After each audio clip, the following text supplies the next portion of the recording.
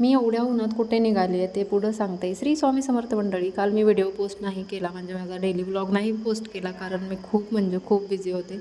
मला खूप कस्टमरचे urgent blouse द्यायचे होते, त्यामुळे मला व्हिडिओ एडिट वगैरे करता आला नाही आणि व्हिडिओही घेता आले नाहीत. त्यानंतर मी हे सगळं रेडी होऊन निघाली आहे मेहंदीच्या ऑर्डरला. आज मेहंदीची ऑर्डर आहे दुसऱ्या गावाची, म्हणजेच माझ्या आत्याच्या गावची. तर तिकडंच जायचं होतं मला. तिकडे गेले तर काय आत्याने मस्त जेवायला दिलं आणि एवढं भारी वाटलं ना. ताक पिऊन तर ताक एवढं टेस्टी होतं. त्यानंतर मेहंदी चालू केली, कारण खूप लेट गेलेले, 3 वाजले होते मला जायला. 3 वाजता मेहंदी चालू केली. मला माहिती होतं की आता रात्री उशीर होणार, मी गाडीवरती आले होते. मग म्हटलं की आता आत्याचं घर इथंच आहे समोरच, तर मग इकडेच थांबायचं.